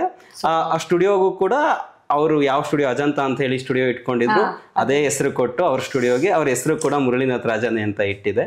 ಸೊ ಆ ಕ್ಯಾರೆಕ್ಟರ್ ನನಗೆ ತುಂಬಾ ಇಮೋಷನಲ್. Very nice. ಅಂಡ್ ನಿಮ್ಗೆ ಈ ಫುಲ್ ಮೀಲ್ಸ್ ಅಲ್ಲಿ ತುಂಬಾ ಇಷ್ಟವಾಗಿರೋ ಒಂದು ಸೀನ್ ಯಾವುದು? ತುಂಬಾ ಇಷ್ಟವಾಗಿರೋ ಸೀನು ಅಂದ್ರೆ ಕನ್ಫೆಷನ್ ಸೀನ್. ಅದರಲ್ಲಿ ಆ ಸೀನು, ಬರುವಂತ ಸಂದರ್ಭ, ಅವು ಮಾತಾಡೋ ಮಾತುಗಳು, ಇಂಡಿವಿಜುವಲ್ ಆಗಿ ಸೀನ್ ನೋಡಿದ್ರೆ ಏನ್ ಅನ್ಸುತ್ತೆ ಗೊತ್ತಿಲ್ಲ. ಆದ್ರೆ ಆ ಸಿನಿಮಾ ಅಲ್ಲಿವರೆಗೂ ನೋಡ್ಕೊಂಡು ಬಂದು ಆ ಸೀನಿಗೆ ಬಂದಾಗ ಪ್ರತಿಯೊಬ್ಬರಿಗೂ ಒಂದು ಸೈಲೆನ್ಸ್ ಬರುತ್ತೆ ಆ ಸೀನ್. ಅವರಿಗೆ ಆ ಸೀನು ಎಂಜಾಯ್ ಮಾಡ್ತಾರೆ, ಜೊತೆಗೆ ಅವ್ರ ಲೈಫಲ್ಲಿ ಅಥವಾ ಅವ್ರ ಸುತ್ತಮುತ್ತ ನಡೆದ್ರೆ ಯಾವ್ದಾದ್ರು ಘಟನೆ ಅವ್ರಿಗೆ ನೆನಪಿಗಾಗುತ್ತೆ. ಸೊ ಆ ಸೀನ್ ನನಗೆ ತುಂಬಾ ಇಷ್ಟ. ಅದ್ರ ಜೊತೆಗೆ ಇನ್ನೊಂದು ಸಣ್ಣ ಸೀನು ನನಗೆ ಅದು ತುಂಬಾ ಇಷ್ಟವಾದ ಸೀನು, ನಮ್ಮ ಬಾಸ್ನ ನೆನಪಿಸ್ಕೊಳ್ಳುವಂತದ್ದು ಒಂದು ಸೀನ್ ಇದೆ. ಅದರ ರಿಯಾಕ್ಷನ್ ನಮ್ಮ ಬಾಸ್ ಅಂದ್ರೆ ಗೊತ್ತಿಲ್ಲದಿರೋರಿಗೆ ಹೇಳ್ತೀನಿ, ಅಪ್ಪು ಪುನೀತ್ ರಾಜ್ಕುಮಾರ್ ಅವ್ರನ್ನ ನೆನಪಿಸ್ಕೊಳ್ಳುವಂತ ಒಂದು ಸೀನ್ ಇದೆ. ನಾನು ಬರ್ದಾಗಿಂದನೂ ಯಾವ್ದಾದ್ರು ಸೀನ್ಗೆ ರಿಯಾಕ್ಷನ್ ನಾನು ನೋಡ್ಬೇಕು ಅಂತ ಕಾಯ್ತಿದ್ದೀನಿ ಅಂದ್ರೆ ಇವೆರಡು ಸೀನ್. ನನಗೆ ಈ ಎರಡು ಸೀನ್ ತುಂಬಾ ಇಷ್ಟವಾದ ಸೀನ್. ಓಕೆ, ನೋಡೋಣ ಆ ಎರಡು ಸೀನ್ಗಳಿಗೆ ಜನರ ರಿಯಾಕ್ಷನ್ ಹೇಗಿರುತ್ತೆ ಫಸ್ಟ್ ಶೋನಲ್ಲಿ ಮತ್ತೆ ಪ್ರೀಮಿಯರ್ ಶೋನಲ್ಲಿ ಎರಡೂ ಕಡೆ ನೋಡೋಣ. ಯಾವ ಸೀನ್ ನ ಬರಿಬೇಕಾದ್ರೆ ತುಂಬಾ ನಕ್ಕಿದ್ದೀರಾ ನೀವೇ ಮತ್ತೆ ಮತ್ತೆ ಓದ್ಕೊಂಡು, ಅಥವಾ ಯಾವ ಸೀನ್ ಬರಿಬೇಕಾದ್ರೆ ತುಂಬಾ ಹತ್ತಿದ್ದೀರಾ? ಎರಡನ್ನೂ ಹೇಳ್ಬೋದು ನೀವು. ಹತ್ತಿರೋ ಸೀನ್ ಇಲ್ಲ, ತುಂಬಾ ಎಮೋಷನಲ್ ಆಗಿರೋದು ಅಂತ ಹೇಳಿದ್ರೆ ದಟ್ ಅದೇ ಕನ್ಫೆಷನ್ ಸೀನ್ ಅಂತ ಬಂದಾಗ. ನಕ್ಕಿದ್ದೀರಾ ಅಂತ ಹೇಳಿದ್ರೆ ಅದು ಒಂದು ಹುಡುಗಿದೊಂದು ಸೀನ್ ಬರುತ್ತೆ, ಎರಡು ಸೀನ್ ಬರುತ್ತೆ. ಅದು ಒಂದೇ ಸೀನ್ಗೆ ಆ ಎರಡು ಕ್ಯಾರೆಕ್ಟರ್ ತಗೊಂಡ್ ಬಂದಿದ್ದು. ಆ ಸೀನ್ ಏನು ಅಂತೇಳಿ ಸಿನಿಮಾದಲ್ಲಿ ನೋಡಿದಾಗಲೇ ಗೊತ್ತಾಗತ್ತೆ. ಅದು ಕಾಮಿಡಿ ವರ್ಕ್ ಆಯ್ತು ಅಂತ ಎರಡನೇ ಸೀನ್ ಬರೆದಾಗ ಪರ್ಟಿಕ್ಯುಲರ್ಲಿ ಒಂದೆರಡು ಡೈಲಾಗ್ಗೆ ನಾನು ತುಂಬಾ ನಕ್ಕಿರೋದು ಅದಕ್ಕೆ. ನನಗೆ ಆ ಸೀನ್ ಬಂದಾಗ್ಲೇ ತುಂಬಾ ವರ್ಕ್ ಆಗತ್ತೆ ಅಂತ ಹೇಳಿ ಅನ್ಸ್ತು. ಆಮೇಲೆ ಅದನ್ನ ರೀಡಿಂಗ್ ಕೊಟ್ಟಾಗ ಅಷ್ಟೇ, ಪ್ರತಿಯೊಬ್ಬರಿಗೂ ಏನಂದ್ರೆ ಅದು ರೀಡಿಂಗ್ ಕೊಡೋವಾಗ್ಲೇ ತುಂಬಾ ವರ್ಕ್ ಆಗತ್ತೆ ಅಂತ. ಅದು ತುಂಬಾ ನನಗೆ ನಾನು ಪರ್ಸ್ನಲಿ ಲಕ್ಕಿರೋದು. ಸೊ ಅದ್ರ ಜೊತೆಗೆ ತುಂಬಾ ಸೀನ್ಸ್ ಇದೆ. ಸೊ ನಾ ಕಾಮಿಡಿ ಅಂತ ಬಂದಾಗ ರವಿಶಂಕರ್ ಗೌಡ ಅವ್ರದ್ದು ಒಂದು ಪೋರ್ಷನ್ ಬರುತ್ತೆ. ರವಿಶಂಕರ್ ಗೌಡ ಅವ್ರ ಪೋರ್ಷನ್ ಅಲ್ಲೂ ಚೆನ್ನಾಗಿದೆ. ಬಟ್ ಇವರು ಸುಜಯ್ ಶಾಸ್ತ್ರಿ ಅವ್ರದ್ದು ಬರುತ್ತೆ. ಅಂಡ್ ವಿಜಯ್ ಚೆಂಡೂರ್ ಸರ್ದು ತುಂಬಾ ಚೆನ್ನಾಗಿ ವರ್ಕ್ ಆಗಿದೆ. ಅವ್ರ ಪಂಚಸ್, ಅವ್ರ ಇದು ಅವ್ರದ್ದು ಅಷ್ಟೇ. ಹಂಗೆ ಒಂದು ಡೈಲಾಗ್ ಹೇಳಿ. ಸ್ವಾಭಿಮಾನದ ಬಗ್ಗೆ ಪ್ರಶ್ನೆ ಬರುತ್ತೆ. ಆ ಪ್ರಶ್ನೆ ಬಂದಾಗ ನಮ್ಗೆ ಹೀರೋ ಹೇಳ್ತಾರೆ, ಪರಿಸ್ಥಿತಿ ಸ್ವಾಭಿಮಾನಕ್ಕಿಂತ ದೊಡ್ಡದು ಸರ್, ಹಸಿದೊಟ್ಟೆ ಸ್ವಾಭಿಮಾನದಿಂದ ತುಂಬಲ್ಲ. ಇದು ನನಗೆ ತುಂಬ ಜನಕ್ಕೆ ರಿಲೇಟ್ ಆಗುತ್ತೆ. ಯಾಕೆಂದರೆ ಎಷ್ಟೋ ಜನ ಸ್ವಾಭಿಮಾನನ ಬದಿಗಿಟ್ಟು ಏನೋ ಒಂದು ಕೆಲಸ ಮಾಡ್ತಿರ್ತಾರೆ. ಯಾಕೆ ಅಂದರೆ ರೆಸ್ಪಾನ್ಸಿಬಿಲಿಟಿ ಇರುತ್ತೆ ಅವರಿಗೆ, ಅಥವಾ ಯಾವುದೋ ಒಂದು ಕಮಿಟ್ಮೆಂಟ್ಸ್ ಇರುತ್ತೆ. ಓಕೆ ಗೌಡ್ರೆ, ಇವಾಗ ಫಸ್ಟ್ ಟೈಮ್ ಒಂದು ರೈಟರ್ ಆಗಿ, ಫುಲ್ ಟೈಮ್ ರೈಟರ್ ಆಗಿ ಮೊದಲನೇ ಮೂವಿ ಇವಾಗ ಕಂಪ್ಲೀಟ್ ಆಗಿದೆ. ಸೊ ಈಗ ಬರ್ತಾ ಇರೋ ನೀವು ನಮ್ಮ ಇಂಡಸ್ಟ್ರಿಗಾಗಲಿ ಅಥವಾ ನಮ್ಮ ಸಿನಿಮಾ ತಂಡದವ್ರಿಗಾಗಲಿ ಪ್ರತಿಯೊಬ್ಬರಿಗೂ, ನಮ್ಮ ಇಂಡಸ್ಟ್ರಿಲಿರೋ ಪ್ರತಿಯೊಬ್ಬರು ಏನು ಹೇಳಕ್ಕೆ ಇಷ್ಟಪಡ್ತೀರಾ ಅಂತ? ನನ್ನ ಹೆಸರು ಹರೀಶ್ ಗೌಡ ಅಂತ. ನಾನು ಡೈಲಾಗ್ ರೈಟರ್ ಆಗಿ ಮಾಡ್ತಿರೋಂಥ ಮೊದಲನೇ ಸಿನಿಮಾ ಫುಲ್ ಮೀಲ್ಸ್ ಈಗ ರಿಲೀಸಿಗೆ ರೆಡಿ ಇದೆ. ನವೆಂಬರ್ 21ನೇ ತಾರೀಕು ರಿಲೀಸ್ ಆಗ್ತಿದೆ. ಅದಾದಮೇಲೆ ಈಗ ಎರಡನೇ ಸಿನಿಮಾ ಸಿಂಧೂರಿ ಶೂಟಿಂಗಲ್ಲಿದೆ, ಮತ್ತು ಇನ್ನೆರಡು ಸಿನಿಮಾ ರೈಟಿಂಗ್ ಮಾಡಿದ್ದೀನಿ. ನವೆಂಬರ್ 21ಕ್ಕೆ ಸಿನಿಮಾ ರಿಲೀಸ್ ಆಗುತ್ತೆ. ಎಲ್ಲರೂ ಹೋಗಿ ನೋಡಿ, ನನ್ನ ಡೈಲಾಗ್ಸ್ ನಿಮ್ಗೆ ಇಷ್ಟ ಆಯಿತು ಅಂತ ಹೇಳಿದ್ರೆ ನೀವು ಮಾಡೋ ಸಿನಿಮಾಗಳಲ್ಲಿ ನನಗೆ ಅವಕಾಶ ಕೊಡಿ, ಅಥವಾ ನಿಮ್ಮ ಸುತ್ತ ಯಾರಾದರೂ ಸಿನಿಮಾ ಮಾಡ್ತಿದ್ರೆ ಈ ಥರದೊಬ್ಬ ರೈಟರ್ ಇದ್ದಾನೆ ಅಂತ ರೆಫರ್ ಮಾಡಿ, ಎಷ್ಟಾಗುತ್ತೋ ಅಷ್ಟು ಸಿನಿಮಾ ಕೆಲಸನ ನನಗೆ ಕೊಡಿ ಅಂತ ಹೇಳಕ್ಕೆ ಇಷ್ಟಪಡ್ತೀನಿ. ಹಾಗೆ ಕೊನೆ ಮಾತೇನೆಂದರೆ, ನಾನು ಬರಹಗಾರನಾಗಿ ಬಹಳ ಕಾಲ ಇಲ್ಲಿ ಉಳಿಬೇಕು ಅಂತ ಬಂದಿದ್ದೀನಿ. ಬಹಳ ಪ್ರೀತಿಯಿಂದ ನನ್ನ ಸ್ವಾಗತಿಸಿ. ಸೂಪರ್ ಗೌಡ್ರೆ, ಆಲ್ ದ ಬೆಸ್ಟ್, ಒಳ್ಳೇದಾಗ್ಲಿ. ಫುಲ್ ಮಿಲ್ಸ್ಗೂ all the best and next ಸಿಂಧೂರಿಗೂ all the best. 2 cinema project ನೀವು ನಂಗೆ ಹೆಸರು ಹೇಳಿಲ್ಲ, ದಟ್ಸ್ ಓಕೆ. ನೆಕ್ಸ್ಟ್ ಆ ಸಿನಿಮಾ ಇಂಟರ್ವ್ಯೂ ಟೈಮಲ್ಲಿ ಮತ್ತೆ ಇನ್ನೊಂದ್ಸತಿ ಇಂಟರ್ವ್ಯೂ ಮಾಡ್ತೀನಿ, ಅವಾಗ ಹೇಳುವರಂತೆ ಎಲ್ಲ ರಿವೀಲ್ ಮಾಡುವರಂತೆ. ಥ್ಯಾಂಕ್ ಯು ಸೋ ಮಚ್ ನಿಮ್ ಟೈಮ್ ಕೊಟ್ಟಿದ್ದಕ್ಕೆ. All the very best. Thank you very much.